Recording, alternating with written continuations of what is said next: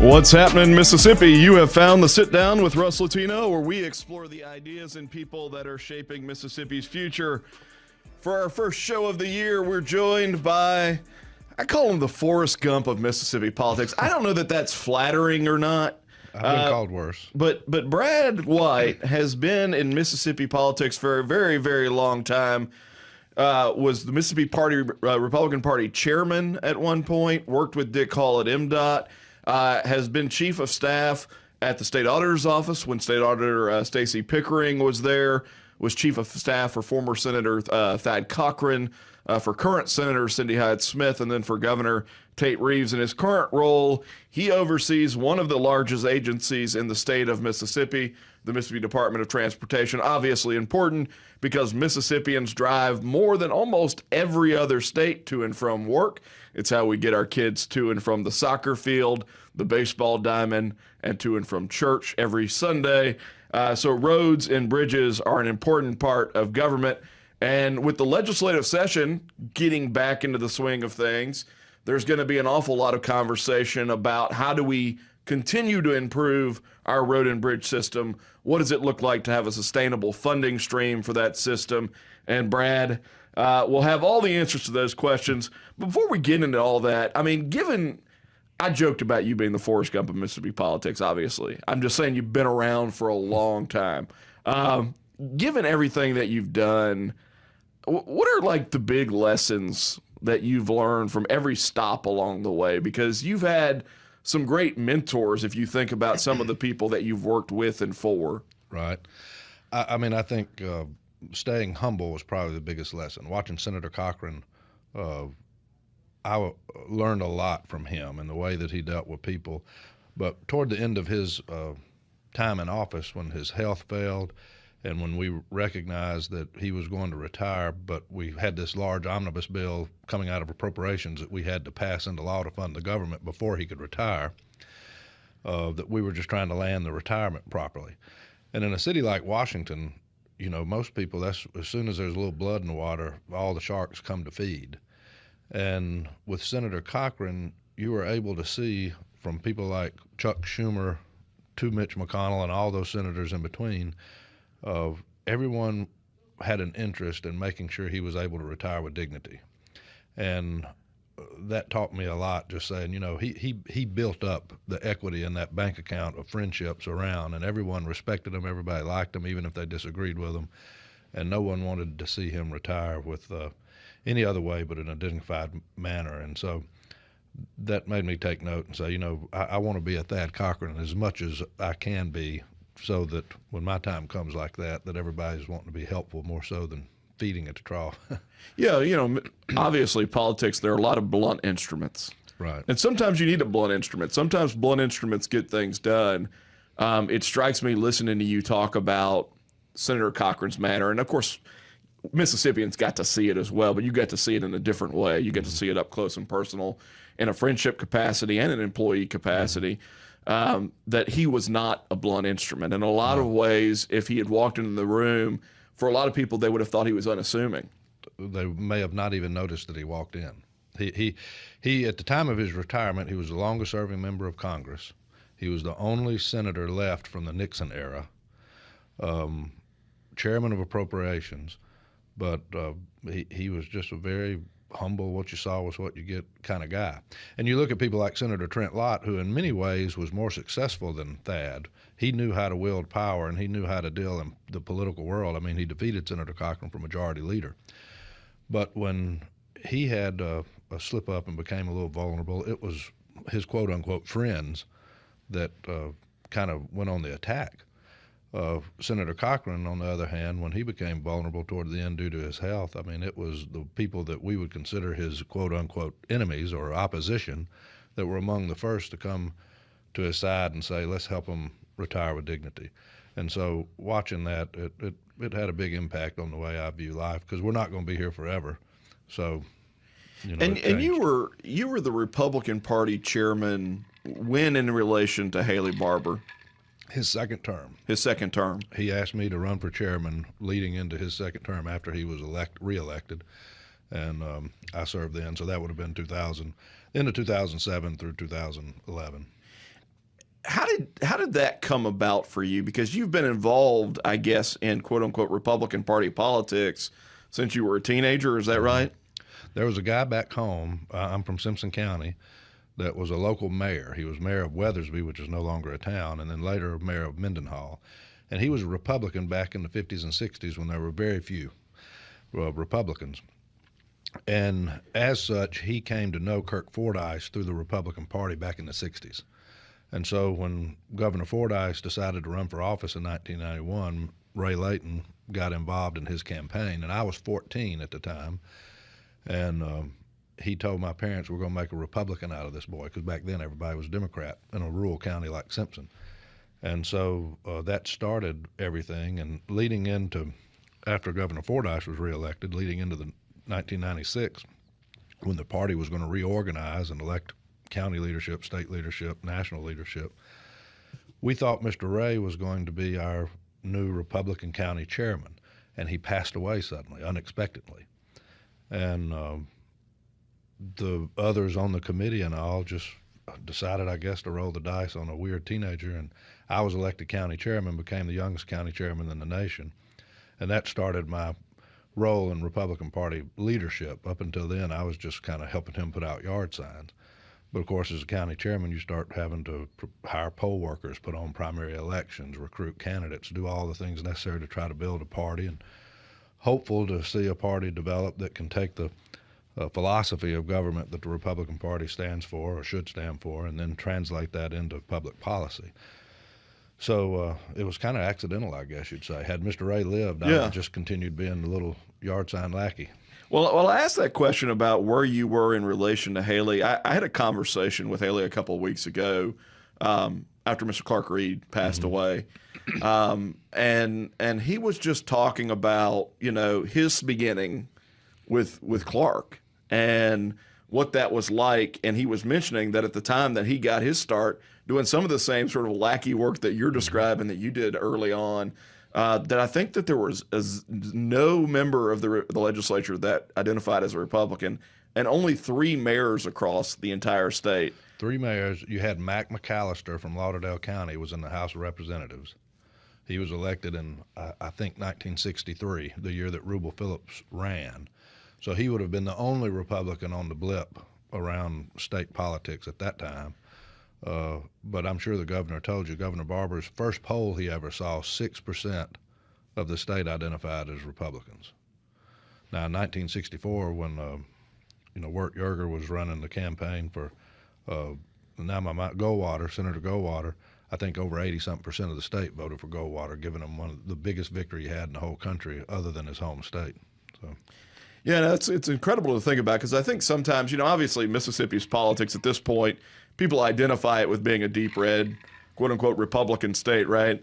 And I think some of that is very recent history. I mean, even like if you look at Governor Barber as an example, I mean, clearly Kirk Fordyce had come before that, but Kirk Fordyce had been an outlier. And then what the legislature didn't fully turn, both the Senate and the House, to 2011 or 2012? Is that when Governor Barber was elected in 2003, he had a Democrat-controlled House, a Democrat-controlled Senate, a Democrat lieutenant governor, a Democrat speaker. It was not until his second term that Amy Tuck had changed parties. We ended up with the election of 2007. You had some senators that started changing parties and running again as Republicans that gave us the Republican majority of the Senate for the first time. But yeah, I mean, he governed and accomplished quite a bit with, I would say, a conservative majority, but at that time you still had some conservatives that identified as Democrats. And obviously part of these conversations when you get into like party history is a recognition, one, that parties oftentimes are actually driven by the personalities that end up leading those parties. And because of that, political movements change, right? What it means to be a Republican or a Democrat over the course of a history changes dramatically, a lot of times because of the leadership within those organizations at a local level, and then candidly at the national level as well. I think that was one of the things that we saw with the election of Kirk Fordyce is Kirk made it okay to be a Republican. And when he was elected, and of course that same year we elected the first Republican lieutenant governor in the state's history since Reconstruction, Eddie Briggs. But you had members of the legislature that voted Republican in national elections, that believed as the Republican Party believed, but ran as Democrat because everybody else ran Democrat. But after the election of Kirk Fordyce and him coming to the Capitol, that's when you really started seeing people say, you know what, I identify with him, I support his agenda, and they started moving over to the Republican Party then, and then I think that cycle was completed during the term of the second Republican governor, and that's of Haley Barbour. We're talking with MDOT Executive Director Brad White, who I've asked this morning to become a political historian. In our first segment, when we get back, we'll actually talk about roads and bridges in Mississippi. We're going to take a brief break, and we will be right back. You're listening to The Sit Down with Russ Latino on MPB Think Radio. We're joined today by MDOT Executive Director Brad White. Brad and I have known each other for a good while, and so I wanted to spend the first segment maybe regaling a little bit of his past. Obviously, he's got an important role in the present, dealing with one of the largest state agencies and overseeing sort of the strategy and vision for one of the largest state agencies in the state at MDOT. I mentioned in the intro that obviously roads and bridges are an important part of all of our lives. We don't live in New York City where we can hop on a sub. We've got to get in our cars and drive to and from work, to and from church, to and from ball games. And so having a safe, reliable system is important for the citizens of Mississippi. It's also important for the economy of Mississippi as we think about how do we grow the economy with new industry. Big part of those considerations are making sure that the infrastructure that's in place works for businesses and our need to grow. I did want to mention before we hop into the legislative session and what Brad's focused on, that Jermaine Flood is back in the booth for me. She wasn't in the booth when we started the show. I didn't want people to think that I was not giving you your due. Jermaine, how are you? I'm here. I'm doing good. You always give me my due. I'm good, Russ. Good. Did you have a good New Year and Christmas break? I did. I hung out and I did nothing but receive beautiful gifts and give gifts. There's something to be said for that, right? And now we have to shake off all those cobwebs, right, all that rust, and get back to doing the business that we do. Right. I'm glad, though, we have my former employer here. Yeah, it's always good to see a MDOT alumni. That's right. I claim MDOT. I do. We appreciate it. We claim you too. Thank you, Mr. White. Off air, we were talking. Jermaine previously worked at MDOT on procurement, yes. And she's now this effervescent radio personality, and so I do it all. I like to think that you're in the right place, Jermaine. Thanks, Russ. Brad, obviously you're recently wed. How was Christmas as a married man? Congrats. Very busy. You know, both of our parents are divorced, so we had double the fun. We had Christmas from Tuscaloosa to Harrisville, Mississippi, Delo, Grenada, but it was neat to have Christmas morning wake up with two little boys that were excited to see what Santa brought, and it was real good. That's awesome, man. But I'm a creature of habit, so I was glad to see the holidays move on and start getting back into a routine again. And I've gone back and forth over this over the years on this. There's a part of me that really wishes the legislature wouldn't come back into session until mid-January or even the beginning of February. Allow people who are around the state capitol and around this business that is politics an opportunity to breathe after the holidays. There also is a part of me, though, that says there is something about that hard stop. Right. It's like, okay, it's time to go to work, right? And so I get your point there. Obviously, the legislature gavelled back in yesterday to start the session for the year. I think there are a lot of big issues on the table. We saw yesterday a lot of sort of momentum and conversation around both the governor and Speaker Jason White obviously saying they want to make a push to eliminate the income tax. That's been a conversation that's been going on for a long time. You've got conversations around access to health care. You've got conversations around the state retirement system. So lots of big questions out there. But every year there is some conversation or some question about our road and bridge system as sort of a core function of government. And I wanted to give you an opportunity maybe to give folks that are listening some update on the progress that's been made, and then maybe we can hop into what are the big priorities for the agency itself moving into this session. Well, when I was hired as director, some of the objectives that we had was to bring more transparency to the agency, to bring more efficiency to the agency, to try to get more money to the projects that people, the taxpayers, expect to see the agency deliver, and because we run a federal program, to make sure that we were maximizing the use of federal dollars that were available to the state. I feel like we've done a good job of that, and over the course of the last 3.5 years, we've built up the confidence of the legislative leadership and the governor to the point that they now feel comfortable investing in the Department of Transportation and knowing that the money that they give us will get to the roads and bridges and all the other modes of transportation that their constituents utilize. The taxpayers of Mississippi have an asset that is valued at over $66 billion when you place value on the bridges and the interstates and the highways that we have around the state. It's about 33,000 miles of roadway, which will build a highway all around the equator of the earth and still have enough roadway left to build a highway from Jackson to Honolulu. We have over 5,000 bridges that we're responsible for. Which would be expensive, by the way. That's exactly right. And we have a budget of about $1.4 billion a year with which that we try to maintain that and also try to add efficiency to it. So we run two main programs, if you think about it. We try to maintain and rehabilitate the existing system, but we're also charged with the responsibility of looking at that system and saying, where do we need to make it more efficient? When you look at areas like Gluckstadt or I-55 in DeSoto County, I-10 along the coast, other areas around Jackson, where you have a lot of congestion, where do we need to build bypasses? Where do we need to turn 2 lanes into 4 or 4 lanes into 6? To allow the traffic to move more safely, more efficiently, and quicker. The problem that we've had is we have not, as a state, looked at the funding of transportation in a significant way since 1987, which was the last time they adjusted the fuel tax. And as a result of that, there's been times in our state's past where we went over a decade with no capacity program because all the money we had to be devoted to the maintenance of the system, which is what the federal government insist you do, or you lose the federal money. And just for clarity, when you say capacity, you're talking essentially about new roads. New roads. Or new lanes. Widening, anything that would, where the traffic currently on that road, the roadway is no longer able to handle with efficiency the amount of traffic it has, so we add to the capacity of the road. So it's new construction, you're right. I interrupted you. No, but long story short is we've not really, as a state, looked at that since 1987.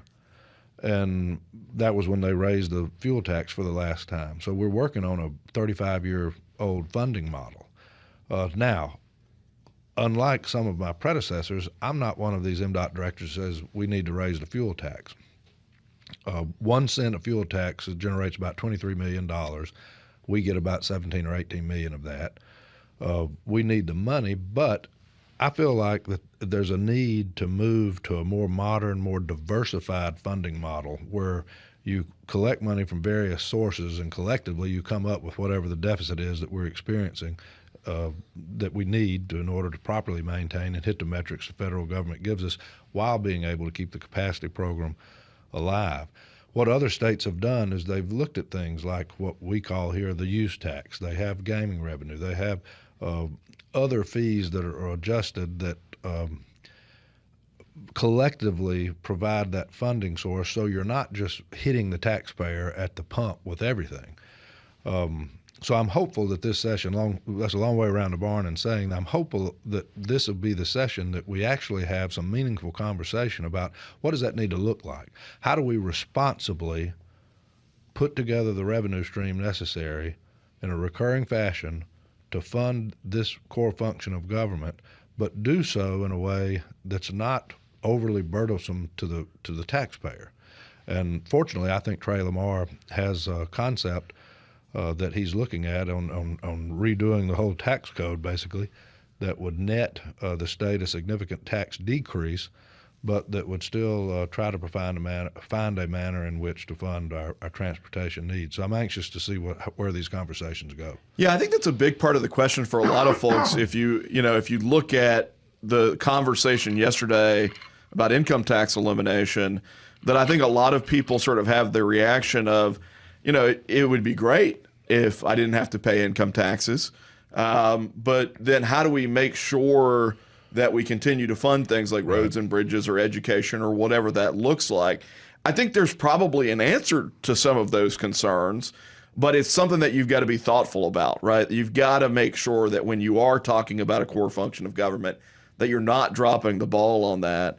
And so it will be interesting to see how all these different pieces come together. You know, one of the things that I think most people really don't understand, I mean, first of all, your system is complicated, and some of the complication is a federal complication, right? In terms of what you're required to do, the hoops you're required to jump through, because as you mentioned earlier or alluded to, it's in a lot of ways it's a federal program, the highway program. Talk a little bit to the average listener about the different sort of categories of roads in Mississippi, what MDOT's responsible for, what local governments are responsible for, and kind of where those dividing lines are. If it has a number, more than likely we're responsible for it. Like I-55, all the interstates we're responsible for. If you take U.S. Highway 49, the two-lane roads like where I'm from, Highway 540, if it has a number significant like that, then we're probably responsible for it. But what you were talking about with the way that we run our program is we basically run a reimbursement program. And what we try to show to the legislature is it's not only important that we receive money to implement the program, but how we receive it is very important. Because we keep a bank account that's got about $150 million in it in any given day, but it's kind of like the water in a river. It's not the same money that was there the day before or will be there the next day. It's constantly going out. The federal dollars that we get, which make up more than half of our budget, Congress just doesn't send that to us and put it in a bank account for us to spend. We have to spend the state-generated tax dollars first, and we have to spend it in a way that shows the Federal Highway Administration that we're building a highway system that meets their standards, that follows their regulations, and then when they're satisfied that that's happening, they reimburse us with the federal money Congress has assigned to our state. And so it's a constant money out, money in type program. So being able to convince the legislature that you've got to recognize that it's not just that we need the money, but we need it in a recurring fashion so that we can plan years out, we can budget for projects. Contractors that are the ones that we have to rely on in the private industry to deliver the project, a contractor's not willing to go take a $2 million loan out on a crane if he can't see that the business is going to be there, the work will be there for the years into the future that will allow him to meet the note on that crane. So how we receive the money is very important.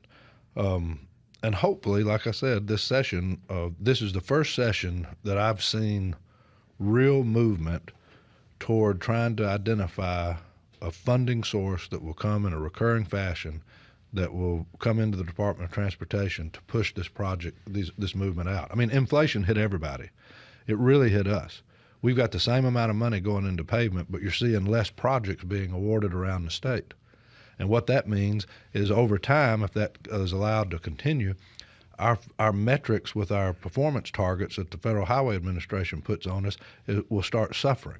And as soon as our highway system, the status of them, start falling further from good to fair and fair to poor, the next thing you know, we're going to be back where we were in 2018 with local bridges, where the federal government's saying, hey, we're not sending you any more federal money until you come up with a plan to deal with these issues. We're talking to MDOT Executive Director Brad White about Mississippi's roadways and also how we pay for Mississippi's roadways. My takeaway in part from what Brad just said is if you fall into a giant pothole on a road that is not numbered, it's not his fault. That's right. Russ. It has a name, So- like Jupiter Road or something like that. That's not Brad's fault. We're going to be back in just a moment, and we'll talk a little bit more about what the legislature is considering and what it'll mean for you. You're listening to The Sit Down with Russ Latino. We're talking today with MDOT Executive Director Brad White. Before the break, we were talking a little bit about some of the differences in the road systems within Mississippi, and I just want to put a quick fine point on it, is that ultimately you guys are responsible for highways and interstates, MDOT That's is. correct. Yeah. And then you've got this sort of middle ground system that state support. State aid road program, but the county supervisors still run that. State aid is of the office of the governor.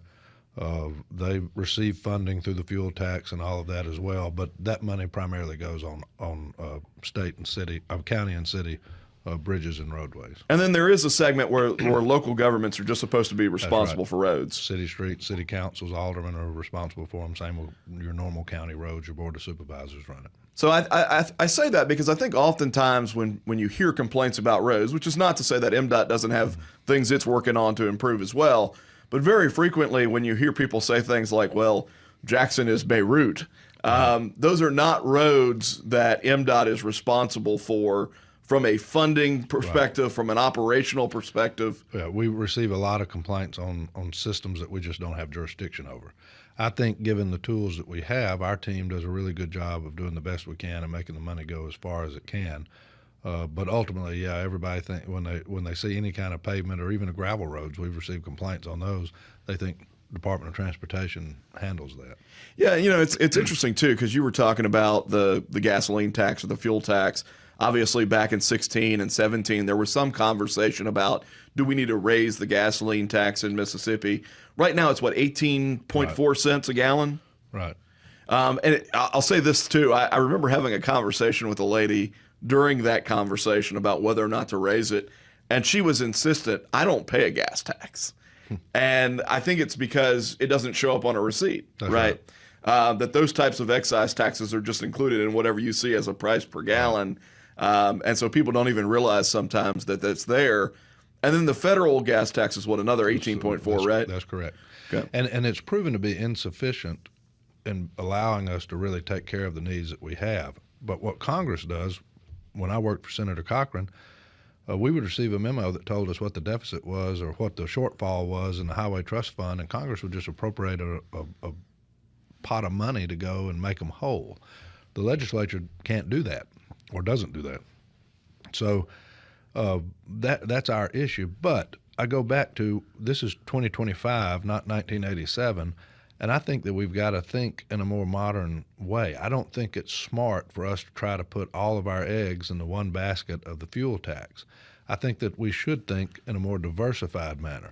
One, because it's a easier way to come up with a collective amount we need, but two, I think you can be more responsible in how you place that burden back on a taxpayer to where it's not going to hurt them. When we're looking at $480 million a year maintenance shortfalls and 1 cent of fuel tax generates for us $17 million, I don't think you can raise the fuel tax enough to make up that amount of money. Without significantly hurting people, That's right? right. I mean, 'cause that's exactly right. You and I have had this conversation before, but I grew up in a family where it was not unusual to go to a gas station and have my mom hand me $2 or $3 because that's what she had to go and get $2 or $3 worth of gas, and we'd get as far as long as we could on that. That you still have folks in Mississippi in those situations that are trying to get to and from work, and at some level, what you're saying makes sense. That you want to make sure that however we fund it, we're not making it impossible for those people to get to and from work. Right. At some level too, it just strikes me after 11 years, I just got rid of my car. It had gone over 200,000 miles. It was about to clunk out. I got an EV, right? Mm-hmm. And so I know a lot of people in Mississippi, that's a dirty word, but I love it. It's fast. It's cool. I'm not paying fuel tax. Right. I'm paying a little fee once a year, but it's probably not equivalent to what I would be paying in fuel tax, but I'm still using those roads. So at some level, what you're saying makes sense is that we've got to realize that the way that people are driving, the types of vehicles they're driving are going to change in a way that it doesn't make sense to solely rely on that one stream. Correct. And it's not just people like you that have the EVs or the hybrids, but people like me, my vehicle gets far better gas mileage than the first vehicle I ever had 30 years ago. And so you're not going to collect the amount of money that you used to do. So, I mean, it's just time that we modernize the system.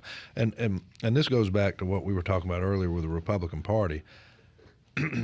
You can't have a tax. The government cannot have a penny that they don't first take from somebody else. But I do think there are certain services that our taxpayers expect government to give them. They expect to be kept safe with law enforcement. They expect to be able to get to and from work. And it's like we try to convince the leadership of the legislature. They can talk all day long about public education, and I'm all for that. I have 3 sisters. They're all in public education system as teachers and guidance counselors. But it doesn't matter how good the schools are if the school buses can't cross our bridges. And they can talk all day long about how important health care is, but it doesn't matter what kind of health insurance you have if your ambulance gets stuck on I-55 on its way to the hospital. So this is a core function of government, and I think it's one of the things that the taxpayers expect their government to deliver to them. But, you know, sometimes we're found to be in a position kind of like Moses and the Hebrew children that were making bricks without straw. I mean, at some point, there's got to be an investment into that for us to be able to do the job that we're expected to complete. So I think some people, first of all, what you're saying makes sense. And I'd get maybe a little wonky with you, and like the old Milton Friedman sort of idea of what government's role was. Right. It's essentially those things that the private sector cannot do. Right. Right. And so the private sector has never figured out a way collectively to create a road system accessible to the public. And so at some level, that's a necessary function of government. There's certainly other things that government does that you can make an argument the private sector actually does a better job of, right, and more efficiently. You know, you and I have talked about this, but if you were to look at just the appropriations that were done last year to MDOT's budget, you might walk away with the perception that the legislature appropriated to MDOT the $1.4 billion you mentioned, plus another 800 or so million for a total appropriation of $2.2 billion. Talk a little bit about why that could be misleading if you just heard that $2.2 billion number. Right. Well, for example, I've heard Lieutenant Governor Hoseman give that report where they've given the Department of Transportation $2.4 billion or $2.whatever billion dollars. And that's true. But when they have given us, over the last 3 years, they've given us close to $750, $800 million in one-time money for construction projects. That money is not all paid out at one time. It's paid out over the life of these projects. And some of those projects have yet to be awarded to a contract. We have them pending. So every year the legislature, they not only grant us funds, but they have to grant us the authority to use the funds. And so what you'll see is we'll have an appropriation bill that'll pass that'll be, you know, reaching toward $3 billion, but that's not what we're going to spend in a year. That's not what's available to us. That's just giving us the authority to use the money that's been appropriated to build these big projects that they've been interested in the past. And even when you look around the state agencies, our budget is considerably larger than most state agencies. But with $1.5 billion, we're expected to maintain a $66 billion asset, billion-dollar asset. And so, you know, that money doesn't go as far as what people consider. We've had people actually think that we had cut our paving program. And we had to pull our financial data to give to the Legislative Budget Office to show the legislative leadership that we have the same dollar amount going into paving and rehabilitating our system that we've always had. It's just simply that the cost of doing business has gone up. The cost of equipment, the cost of goods, the cost of material, the cost of labor has all increased. And so those dollars do not go as far as they used to, so we're not paving as many roads. We're not rehabilitating as many highways, miles, as what we had scheduled or what we would like. Yeah, so my recollection is that you guys are, I guess, the third largest agency in the state. Medicaid is number one by far. I think Medicaid's over $8 billion. When you add up the federal and the state money, with about $1 billion in state money that goes into that. And then education obviously comes in second. I think actually a lot of people would be surprised to learn that the Medicaid program is more than twice as big in terms of expenditure to what we spend in terms of education. Right. And then I think you guys are third, based on my back of the napkin math. Mental health may be ahead of us somewhere. Okay. But yeah, but we are. So one of the things that you mentioned is like you guys would like to see a more stable funding stream based on multiple different sources, as I understand this idea of a diversified revenue model. Is one of those sources the lottery? I know a couple of years ago the legislature did something with the lottery towards MDOT, right? Right. We received the first $80 million that the lottery generates, and the commissioners have decided to put 100% of that on the two-lane highways around the state. And since its inception, we've rehabilitated about 3,500 miles of two-lane road around the state, which is important because a lot of those two-lane highways are the main street of a lot of towns, like Old Highway 49 that goes right through Mendenhall, my hometown, or New Hebron, or in other areas that have those two-lane roadways. But yeah, it's been a significant help, but it's one of a few things that the legislature's done in the recent years to try to help our funding. I think sometimes you were talking about capacity projects and you mentioned DeSoto County and you mentioned Gluckstadt. A lot of people hear the areas that are getting those projects, and I think cynics or people who maybe would look at it and say, oh, Brad White, former Republican Party chairman, head of MDOT, is he only giving road projects to Republican areas? I think there's this sort of almost idea sometimes that you're like Huey Long. Huey famously would run roads up to the edge of a town, and depending on how they vote, would decide whether or not to finish the road. Give the response to some of that criticism. That the good news is, with regard to our maintenance of the system, we have federal regulations that removes politics. The commissioners, the elected commission, they cannot say we're going to rehabilitate this road and not this one. It's all based on the data that's collected to show the condition of the roadways. We along with Federal Highway, evaluate all the interstates every year. We evaluate the rest of the highway system every other year. And based on the condition of the pavement, the programs are outlined that say these are your priorities. Now, with regard to the big construction projects, the elected commission is responsible for saying, all right, these are going to be our priorities. Our needs list is about $9 billion, in totality, and they have about $120 million a year that we put into cash flow in these projects. So they have a huge list to pick from, but it's the elected commissioners that say, all right, here are our priorities, and this is where we're going to put them. So if you look at the projects that the legislature has given us the money to escalate, I mean, they're across the state. You have the DeSoto County I-55, you have Tippah County on Highway 15, Union County, Pontotoc County. In that area, you've got Highway 61, four-laning in Washington County that we're doing pre-construction work on. We've got Highway 19 in Neshoba. You've got Highway 27 that goes from Copiah through Hines that we're looking at a widening project.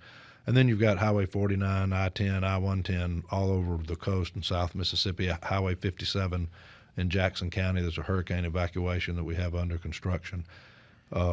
So while we're certainly not able to hit all the needs that we'd like to hit, I do think that the commission does a good job of making sure that we're trying to cover as many areas in the state as possible. And I guess maybe what I was alluding to before we go to break is that I would assume that you guys have some criteria that you use to determine where capacity these new projects are most needed based on traffic. Well, it's required by state law. In 2001, the legislature passed a Vision 21 law that made the commission have to spread on its minutes the justification for any capacity project. So economic development opportunities may apply to it, but also it has to show that the volume of traffic on the roadway is exceeding the capacity of the roadway. And so they have to spread that on their minutes to provide justification for whatever they spend their money on. We're talking with MDOT Executive Director Brad White on the Sit Down with Russ Latino right here on MPB Think Radio. We will be back in just a moment. You're listening to the Sit Down with Russ Latino on MPB Think Radio. We're talking today with MDOT Executive Director Brad White, still with us. I hadn't run him off just yet. Look, there's 6 minutes left for you to get really angry and leave. No, I'm good. Good. Glad to hear it. We've been talking about this idea that you've got around diversified revenue streams for MDOT. And really, I guess, if I could try and summarize it in my layman terms, you're trying to make sure that there's a sustainable funding source so that when you're like talking to the federal government about road projects that you would like their support on, you're able to show that the state is doing its side of the equation. Right. Well, Congress, the way the federal program works is Congress authorizes the Federal Highway Administration every 5 years. So, in other words, they issue what you could consider a contract with every state and territory in the union that says, here's the dollar amount by year that we're going to make available to you for the purpose of maintaining and building out your highway and interstate system. So we're able to plan, we're able to schedule projects, we're able to build it, but more importantly, so are our partners in the private sector. They're able to build up the employment that they need to carry out the work that's going to come. They're able to buy the equipment they need and know that they can rest assured that they'll be able to hit the note on each piece of equipment as they pay it out. So for years, that's the way across the country that the highway and interstate system was funded, was through a recurring stream of revenue that could be accounted upon, could be planned out based upon year after year after year. So when the legislature started working with us to try to give us more tools to do our job, they helped us considerably by giving us a lot of one-time money that we saw was best used not on a recurring expense, but on these big projects that we were about to have ready to build out. And as a result, we've got close to $1 billion worth of construction that'll be going to the streets over the next few years, thanks to their investment. But when you look at the program, that doesn't solve the bigger problem, which is insufficient money to be able to spend out and know that you're going to be able to draw down the federal dollars necessary to implement the whole program. And it also doesn't allow the private sector the ability to say, okay, we're confident that the work's going to be there, so we're about to build up in preparation of being able to help MDOT deliver the product to the taxpayer. So that's what I'm talking about when I say it's not just important that we get the money, but how we get it's important. Yeah, I think one thing that's a tendency of a lot of legislatures, this is not just Mississippi, I think this happens across the country, is a lot of times, and I don't think there's anything that's malintent in this, but a lot of times legislators view themselves as sort of a safekeeper or a guard of the public tax dollars, which they should be. But that results in a situation where instead of looking at something in a systematic way and saying, hey, we want to develop a system that consistently provides what's needed, they almost look at your needs as an agency as a one-off. It's like, okay, we hear the demand that's coming in. Let's scurry up and find an extra $100 million somewhere for this year without really addressing how do we make this something that is recurring, that provides that stable base. And candidly, it doesn't just occur with MDOT. I mean, at some level, some of the PERS conversation, I'm not asking you to opine on this, but some of the PERS conversation looks like that, where you're looking at state retirement. They've got a $25 billion unfunded liability, and occasionally the legislature will elect to put a little extra money into the system, but that doesn't solve the bigger problem of how you make it sustainable. And so it sounds like in part what you're saying is, like, you're not looking for the legislature to surrender oversight. In a lot of ways, it sounds like what you're looking for is assurance that, year in and year out, the resources are going to be there that allow you to get the job done without having it be a one-off thing here and there. That's correct. And look, we're required by law to provide the legislature with a 3-year plan that shows where every penny that we have is obligated to. Now, that is a snapshot in time, depending on the cost of goods and doing business determines whether or not we're able to meet everything that's in the booklet. But we're accountable to the legislature in the most transparent way that you can be, probably more so than most of the other state agencies, because they receive a plan that shows where every penny we have goes.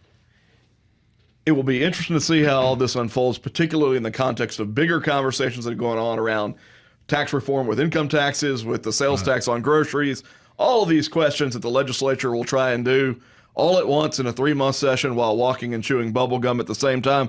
5 quick questions for you, Brad. Sweet tea or unsweet tea? Sweet tea. That's the only good answer, by the way. We've had some people say unsweet tea. There's none other good and answer. I've judged them for it. All right. What are you reading right now? Book called The Allies by Garrett Broom, I believe is his last name. I may have the first name wrong, but it looks at Roosevelt, Churchill, and Stalin and their relationships. And I'm a big World War II buff, and you've not developed an opinion that Churchill was the actual bad guy, have you? I believe quite the contrary. So do I. Only one that had the right answers. Biscuits or cornbread? Depends. I like them both. You look down at your speedometer on your car. You're driving 95 miles an hour. Hypothetically, what are you jamming out to? Probably George Jones or Jerry Lee Lewis or some old country. One gym in Mississippi people should know about. Crochelle's out on Highway 80. There we go. I think it's a good place to go eat. You've been listening to The Sit Down, a production of Mississippi Public Broadcasting, Think Radio, funded by generous contributions from listeners like you. Today's show was produced by Jermaine Flood. We've been joined by Brad White. I hope that you'll stick around for Southern Remedy coming up right after this at 11 a.m., and we'll be back next week for the new episode of The Sit Down on Wednesdays at 10 a.m. right here on MPB Think Radio. Happy New Year.